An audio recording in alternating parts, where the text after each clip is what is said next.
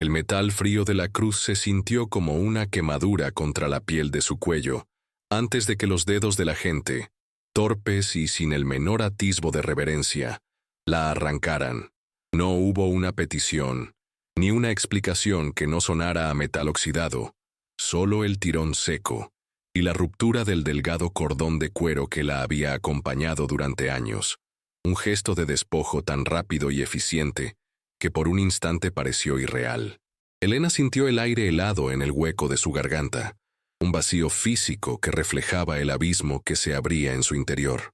Permaneció inmóvil, con la barbilla ligeramente levantada, una dignidad forjada en generaciones de resistencia silenciosa, mientras el agente, un hombre de rostro genérico y mirada opaca llamado Miller, dejaba caer la pequeña cruz de madera de olivo en una bolsa de plástico transparente, junto a sus cordones, y el único billete de 20 pesos que le quedaba. El sonido del cierre hermético fue el de una tumba sellándose. Para él, era un objeto más en un inventario de pertenencias confiscadas, un potencial riesgo, un trozo de nada regido por el protocolo. Para Elena, era el ancla que la mantenía a flote en el océano de incertidumbre y miedo, que era este centro de detención, un lugar donde las paredes sudaban la desesperanza de miles de almas antes que la suya. Su corazón martilleaba no de pánico, sino de una ira fría y contenida, una furia que se acumulaba como una presa a punto de reventar. No lloró. Sus ojos, oscuros y profundos, siguieron la bolsa de plástico hasta que desapareció dentro de un casillero metálico, grabando en su memoria el número 4B con una precisión casi fotográfica. El agente Miller ni siquiera la miró al terminar. Se limitó a señalar una silla de plástico con un movimiento de cabeza, su lenguaje corporal transmitiendo un aburrimiento burocrático que era, en sí mismo, una forma de violencia.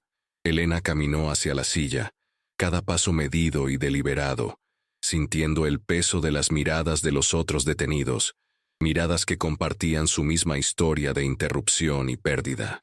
Se sentó, juntó las manos sobre su regazo, y en la quietud de su postura, comenzó a rezar, no con los labios, sino con la memoria de la madera pulida por sus propios dedos, con el recuerdo del peso exacto de la cruz sobre su pecho, un peso que era a la vez carga y consuelo. No rezaba por su liberación, ni siquiera por la devolución de su crucifijo. Rezaba para no olvidar quién era en un lugar diseñado precisamente para borrar identidades. La abogada, una joven llamada Sofía Ramírez, tenía la mirada cansada pero la mandíbula firme de quien ha elegido sus batallas, sabiendo que perderá la mayoría. Se sentó frente a Elena en la pequeña sala de visitas, un cubículo de paredes grises y una mesa de metal atornillada al suelo. El aire estaba viciado con el olor a desinfectante y a resignación. Sofía repasaba los detalles del caso de Elena, hablando en un español rápido y eficiente, salpicado de términos legales en inglés, que sonaban como piedras en un arroyo claro. Hablaba de audiencias de fianza, solicitudes de asilo, pruebas de miedo creíble. Elena asentía, su mente procesando la información, pero su espíritu estaba en otra parte, anclado en el casillero 4B. Cuando Sofía hizo una pausa para tomar aliento, Elena habló por primera vez, su voz baja pero clara, sin una pizca de vacilación. «Necesito mi cruz de vuelta», dijo. No fue una petición, fue una declaración. Sofía parpadeó, su tren de pensamiento legal descarrilado por un instante. «Señora, entiendo que sus pertenencias son importantes, pero ahora mismo debemos centrarnos en su caso. La propiedad personal se devuelve normalmente al momento de la deportación o la liberación. Es el procedimiento estándar». Elena negó lentamente con la cabeza, sus ojos fijos en los de la abogada. No es propiedad personal, no es un adorno, es necesario.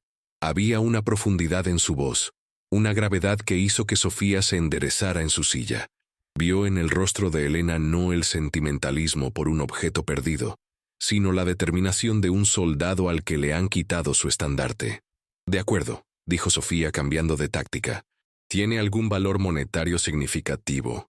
A veces, si podemos demostrar un valor considerable, Podemos presentar una moción. Su valor no se mide en dinero, la interrumpió Elena, su tono todavía suave pero con un filo de acero. Sofía suspiró, un sonido de frustración contenida. Sabía que esto complicaba las cosas, que introducía una variable emocional en un sistema judicial que despreciaba la emoción. Elena, el juez no se va a interesar por un crucifijo. Lo verá como un intento de distraer del asunto principal. El fiscal argumentará que es irrelevante. Entonces hagamos que sea relevante, respondió Elena. En ese momento, la dinámica en la pequeña sala cambió. Ya no era solo una abogada asesorando a una clienta vulnerable. Era una alianza forjándose, una estrategia naciendo de un acto de profanación aparentemente menor. Sofía la estudió durante un largo momento, viendo la integridad inquebrantable en sus ojos. «De acuerdo», repitió, pero esta vez su voz sonaba diferente, más comprometida. «Cuénteme sobre esta cruz. Necesito entender por qué es tan importante. Necesito cada detalle». Elena bajó la mirada por primera vez, no por vergüenza, sino para reunir los recuerdos. La historia no era simple, y revelarla era un riesgo. Un acto de fe en esta extraña con ojos cansados que ahora era su única aliada. Vino de muy lejos, comenzó, su voz apenas un susurro, y fue un regalo, por un acto de servicio.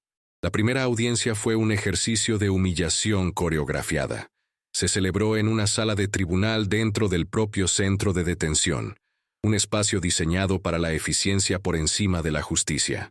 El juez, un hombre llamado Peterson, presidía desde una plataforma elevada, su rostro una máscara de impaciencia apenas disimulada. El abogado del gobierno, un hombre pulcro con un traje caro, presentaba a Elena como un número de expediente, una estadística de cruce ilegal, un riesgo de fuga. Sofía luchaba con cada objeción, con cada moción, pero era como intentar detener una marea con las manos. El sistema estaba diseñado para fluir en una sola dirección. A mitad de la audiencia, Sofía cambió de rumbo. «Su señoría, antes de continuar, deseamos presentar una moción para la devolución inmediata de la propiedad personal de mi clienta, específicamente un crucifijo de madera que le fue confiscado». El fiscal del gobierno soltó una risa ahogada y apenas audible. El juez Peterson frunció el ceño. «Abogada Ramírez, ¿es este realmente el momento o el lugar para discutir sobre un artículo de joyería?» La palabra «joyería» resonó en la sala, cargada de menosprecio. «Con el debido respeto, su señoría, no es joyería. Es un objeto de profundo significado religioso y personal, y su confiscación por parte del agente Miller fue innecesaria y punitiva. Es emblemático del trato deshumanizante que mi clienta ha recibido». El juez suspiró, un sonido teatral de agotamiento. «Agente Miller, acérquese». El agente se levantó de su asiento en la primera fila, su uniforme impecable, su rostro inexpresivo. Se acercó al estrado con la confianza de quien sabe que las reglas están de su lado. «Agente, ¿confiscó usted un crucifijo a la detenida?», preguntó el juez. «Sí, su señoría, como parte del procedimiento estándar de admisión. Los objetos con cordones o cadenas se retiran por seguridad. También se retiran los objetos de valor para su custodia. Y en su opinión profesional, ¿este objeto representaba un riesgo para la seguridad? Cualquier objeto con un cordón puede ser utilizado como arma, contra uno mismo o contra otros. Es el protocolo». «Entendido. ¿Y tenía algún valor aparente?» «Parecía una simple cruz de madera, su señoría, sin valor monetario obvio». El juez miró a Sofía. «Ahí lo tiene, abogada. Protocolo, seguridad. No veo ninguna base para su moción. Se deniega. Continuemos con los asuntos pertinentes». Elena observó todo el intercambio en silencio, su corazón hundiéndose no por la decisión, sino por la facilidad con que su fe había sido reducida a protocolo y seguridad. Vio la sonrisa casi imperceptible en el rostro del fiscal. Vio la indiferencia del juez. Vio la máscara de profesionalismo de Miller, un hombre que seguía órdenes sin cuestionar su impacto humano. Sintió el frío de la sala de procesamiento de nuevo, el vacío en su garganta. Pero esta vez, la ira contenida comenzó a transformarse en una resolución ardiente. Sabía que Sofía había perdido esta escaramuza a propósito. Era un sacrificio táctico, diseñado para poner el tema sobre la mesa, para registrar oficialmente su importancia. El sistema les había cerrado una puerta, pero al hacerlo, les había mostrado exactamente dónde debían colocar la carga para derribarla. De vuelta en el cubículo de visitas, el aire era aún más denso. La derrota en la sala del tribunal pesaba sobre ambas. Lo sabía, dijo Sofía frotándose las sienes. Sabía que lo desestimaría, pero ahora está en el acta. Hemos establecido un patrón de desprecio. Ahora tienes que contarme todo, Elena, sin reservas. La historia parcial no es suficiente. Necesitamos la verdad completa, por muy increíble que parezca. Elena la miró, evaluando no la habilidad de la abogada, sino la fortaleza de su espíritu. Vio a una luchadora. Asintió. La cruz no es solo un regalo de un sacerdote de mi pueblo, dijo finalmente, su voz ganando fuerza. La historia es más grande. Y entonces, comenzó a hablar. Su narración no era la de una víctima pidiendo piedad, sino la de una testigo dando testimonio. Describió su pequeño pueblo en Michoacán, no como un lugar de pobreza del que huir, sino como una comunidad de fe y resiliencia. Habló de su trabajo, de cómo había convertido su propia casa en un refugio improvisado, no para quienes iban al norte, sino para los que huían de la violencia en Centroamérica, los migrantes que pasaban por México en su propio éxodo. Describió las noches sin dormir, preparando comida con lo poco que tenía, curando heridas con remedios caseros, escuchando historias de un horror que la mayoría de la gente solo veía en las noticias. No se pintó a sí misma como una santa, sino como alguien que hacía lo que había que hacer, porque su fe no era algo que se guardaba para el domingo en la iglesia, sino algo que se vivía en el polvo del camino. Mientras hablaba, el cubículo gris pareció desvanecerse, reemplazado por las imágenes vívidas de su memoria. El rostro de un niño hondureño que no había hablado en una semana hasta que ella le cantó una canción de cuna. Las manos callosas de un granjero salvadoreño que le enseñó a reparar un techo con hojas de palma. La risa compartida alrededor de una fogata con un puñado de extraños que se habían convertido en familia. Sofía escuchaba, absorta, su bolígrafo inmóvil sobre el bloc de notas. Estaba presenciando la recontextualización de su propia clienta. La mujer que el gobierno pintaba como una carga anónima era, en realidad, un pilar de una comunidad invisible, una heroína silenciosa en una crisis humanitaria que el mundo prefería ignorar. Un día, continuó Elena, llegó un coche negro muy fuera de lugar en nuestras calles polvorientas. De él bajaron dos hombres con trajes sencillos pero de buen corte. No eran del gobierno, ni de la policía. Hablaban un español con acento italiano. Hizo una pausa, sus ojos perdidos en el recuerdo. No pidieron nada, solo observaron. Vieron cómo compartíamos el pan. Vieron cómo atendíamos a los enfermos. Se quedaron 2 días, hablando con la gente, escuchando. Yo no sabía quiénes eran. Pensé que tal vez eran de alguna organización de ayuda internacional. Sofía se inclinó hacia adelante, conteniendo la respiración. En la mañana del tercer día, antes de irse, el hombre mayor me pidió hablar en privado. Me llevó a un lado, lejos de los demás. Me dijo que había sido enviado para encontrar faros de esperanza en lugares de oscuridad. Esas fueron sus palabras exactas. Elena se tocó el cuello instintivamente, donde la cruz solía descansar. Me dijo que mis acciones, las acciones de nuestra pequeña comunidad, habían sido notadas. Que en un mundo que construye muros, nosotros estábamos construyendo puentes con nuestros propios cuerpos y almas. Y entonces sacó una pequeña caja de su bolsillo. Abrió la caja, y dentro estaba la cruz de madera de olivo. Simple, sin adornos, pero la madera era cálida y suave, como si contuviera una vida propia. Me dijo, esto es de parte del Santo Padre. Al principio no entendí. Pensé que se refería al sacerdote de nuestra diócesis. Él sonrió y negó con la cabeza. No, dijo, Esto viene directamente de Roma. Es un regalo personal del Papa Francisco, con su bendición. Es para usted, en reconocimiento a su servicio a los más pobres entre los pobres, a los migrantes que llevan la cruz de Cristo en sus espaldas. El silencio que siguió a sus palabras fue total. Sofía la miraba con los ojos muy abiertos, una mezcla de asombro e incredulidad. No la incredulidad del escéptico, sino la del que acaba de recibir una revelación que lo cambia todo. La cruz no era un simple objeto religioso, era un símbolo de reconocimiento de una de las más altas autoridades morales del planeta. Era una medalla de honor, un testimonio tangible de la estatura moral de Elena. No era solo su cruz, era la cruz del Papa. Me dijo que la llevara como un recordatorio de que incluso el acto de bondad más pequeño es visto por Dios y por aquellos que intentan hacer su trabajo en la tierra, concluyó Elena, su voz firme. Sofía finalmente exhaló. ¿Tienes alguna prueba de esto? ¿Una carta, un documento, el nombre del hombre? Elena negó con la cabeza. No me dieron nada por escrito. No era una ceremonia oficial. Fue un encuentro humano. Su nombre era Monseñor Ricci, pero eso no significará nada aquí. Solo tengo mi palabra y la cruz. Sofía se reclinó en su silla, su mente corriendo a 1000 por hora. Tu palabra es suficiente, dijo, una nueva luz de batalla en sus ojos. Tu palabra, respaldada por la historia que acabas de contar, es todo lo que necesitamos.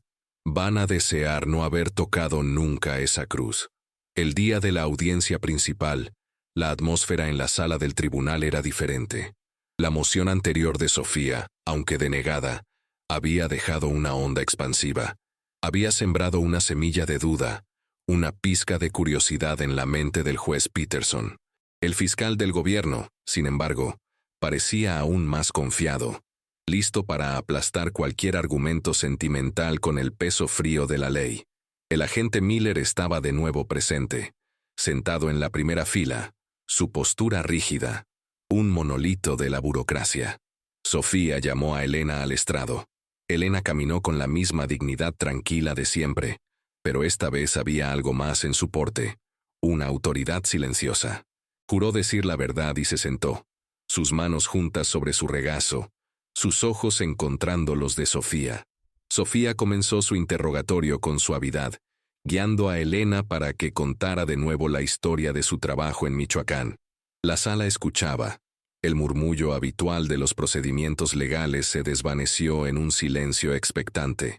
La narrativa de Elena, despojada de adornos pero rica en detalles humanos, llenó el espacio estéril con una verdad innegable.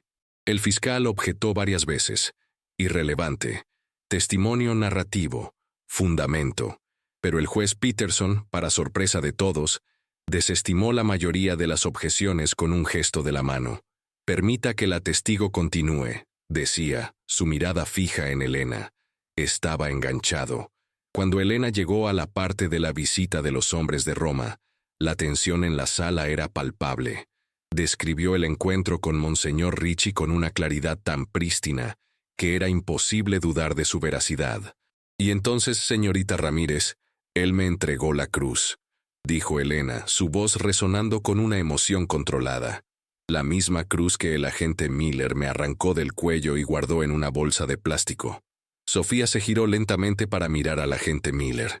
Su rostro, por primera vez, había perdido su impasibilidad. Una sombra de inquietud cruzaba sus ojos. Luego, Sofía se dirigió al juez.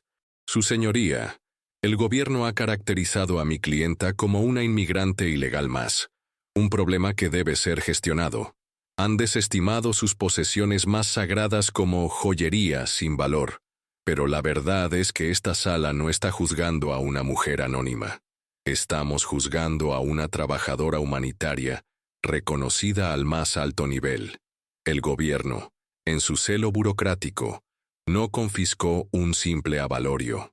Profanó un símbolo de servicio y compasión, un regalo directo del Papa Francisco a una mujer que él consideró digna de honor. Se hizo un silencio sepulcral. Las palabras Papa Francisco colgaron en el aire, alterando fundamentalmente la ecuación moral de la sala. El juez Peterson se reclinó en su silla, mirando de Elena a Miller, y luego al fiscal, cuyo rostro confiado ahora mostraba una clara consternación. La dinámica de poder se había invertido por completo. El fiscal se levantó, tratando de recuperar el control. «Objeción, su señoría. Esto es un rumor escandaloso y sin fundamento. No hay pruebas, ni cartas, ni fotografías. Es solo una historia fantástica, diseñada para manipular las emociones de la corte». El juez Peterson lo miró con frialdad. La credibilidad de un testigo no se determina por la cantidad de papeleo que presenta, señor fiscal. Se determina por su testimonio. Y yo encuentro el testimonio de la señora. Se detuvo, mirando sus notas como si viera su nombre por primera vez. De la señora Elena Morales. Totalmente creíble. Las palabras del juez cayeron como un martillo. Sofía aprovechó la apertura. Su señoría, la prueba no está en un papel. La prueba está en la vida de esta mujer. La prueba está en el hecho de que su historia es coherente con los valores y las acciones conocidas del Papa Francisco, quien ha hecho de la defensa de los migrantes la piedra angular de su pontificado. La verdadera pregunta aquí no es si la historia de Elena es cierta. La verdadera pregunta es, ¿qué clase de sistema es tan ciego, tan insensible, que no puede distinguir entre una amenaza y una bendición?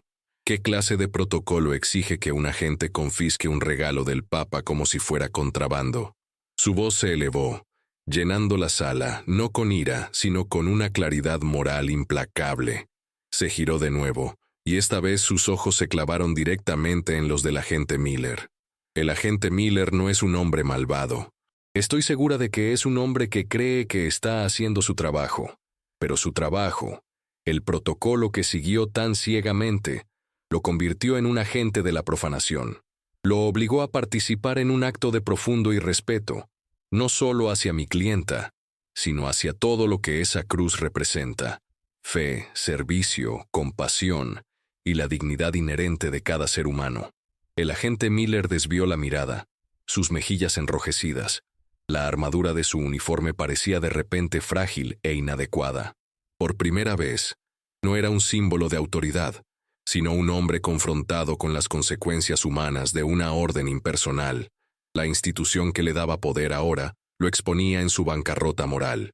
El sistema lo había utilizado y ahora lo dejaba desnudo bajo el foco de una verdad incómoda. Elena lo observó, no con triunfo, sino con una especie de triste comprensión. Su lucha nunca había sido contra ese hombre, sino contra la ceguera que él representaba. El juez Peterson se aclaró la garganta, su rostro grave. Ya no era el burócrata impaciente del principio. La historia de Elena y la brillante argumentación de Sofía lo habían forzado a salir de su rol institucional y a ocupar un espacio moral.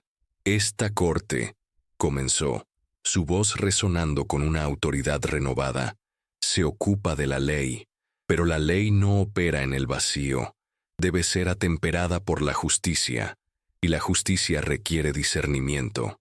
Miró directamente al fiscal del gobierno. El argumento de que la señora Morales representa un riesgo de fuga o un peligro para la comunidad ha sido, francamente, demolido por el testimonio que hemos escuchado hoy. Lo que veo ante mí no es una infractora, sino una mujer de un carácter moral extraordinario. Luego su mirada se posó en el agente Miller, no con ira, sino con una severidad instructiva. Y en cuanto a la moción que previamente denegué, he reconsiderado mi posición. Hizo una pausa, permitiendo que el peso de sus palabras se asentara. La devolución de la propiedad de la detenida ya no es una cuestión de procedimiento, sino una cuestión de rectitud elemental.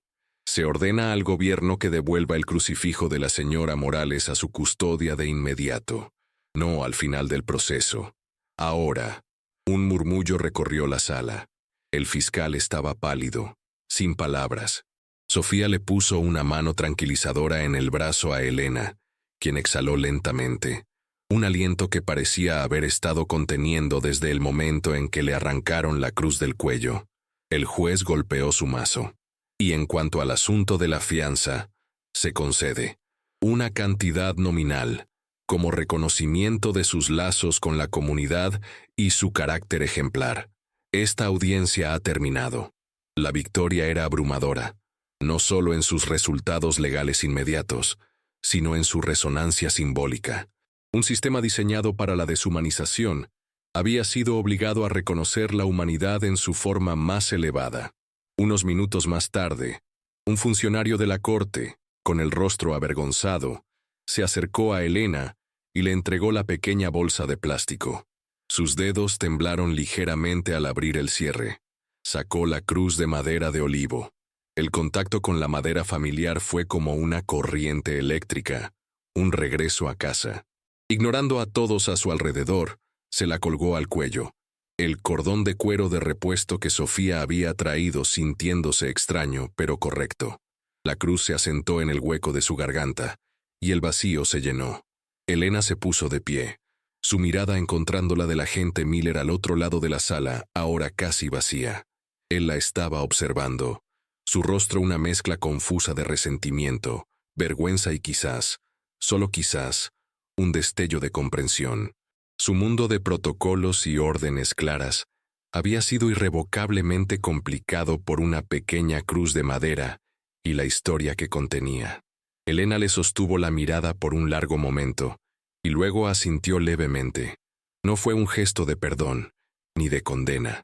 Fue un gesto de reconocimiento, un reconocimiento de su humanidad compartida, incluso a través del abismo de poder y circunstancia que los separaba.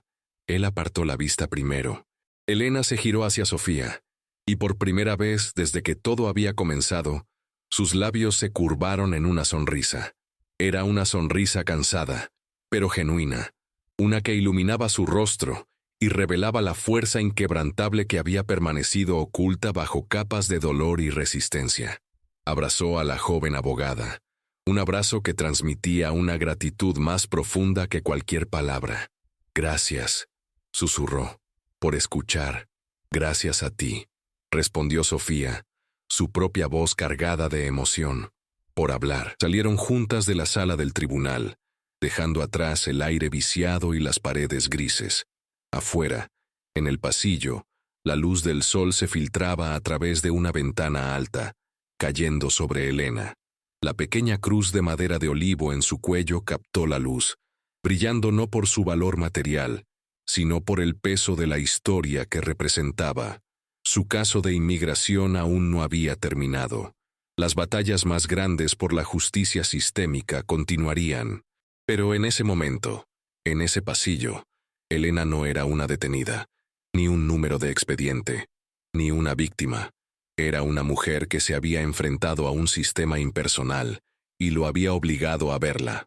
Había recuperado no solo un objeto, sino su propia narrativa, su dignidad, su ancla en el mundo.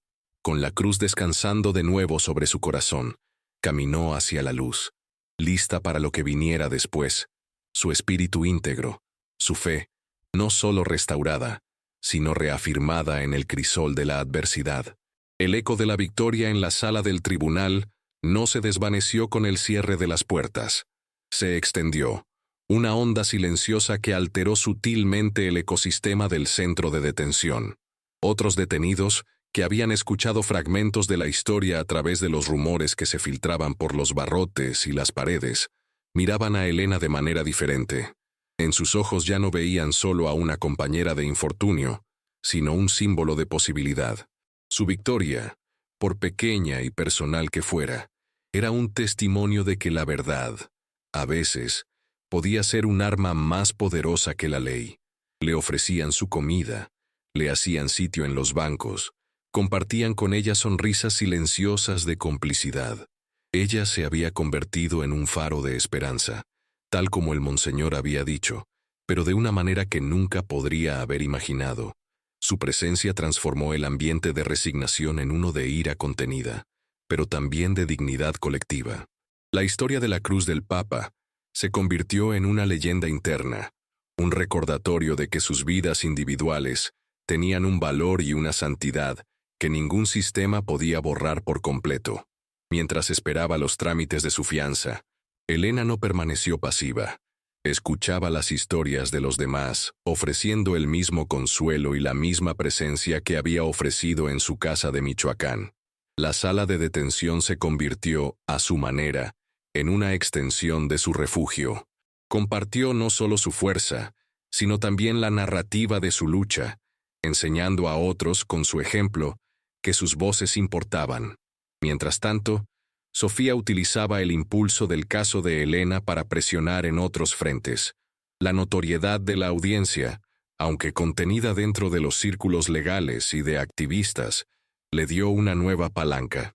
Al citar el precedente Morales, como empezó a llamarlo en broma, podía argumentar con más fuerza contra las políticas de confiscación arbitraria y el trato deshumanizante. El caso se convirtió en un estudio de caso sobre cómo la narrativa personal podía desafiar eficazmente la maquinaria institucional. El agente Miller fue reasignado discretamente a tareas administrativas. No hubo un castigo formal. El sistema se protegía a sí mismo. Pero su remoción del contacto directo con los detenidos fue una concesión silenciosa. Un reconocimiento tácito de que su enfoque de seguir órdenes había creado un problema que sus superiores preferían no repetir. Su historia se convirtió en una advertencia susurrada entre otros agentes. Ten cuidado, porque nunca sabes a quién le estás quitando qué. La cruz de Elena, un objeto físico, se había transformado en algo mucho más grande. Un catalizador para un cambio pequeño pero significativo. La prueba de que la integridad de una persona podía, en las circunstancias adecuadas, hacer temblar los cimientos de una fortaleza burocrática.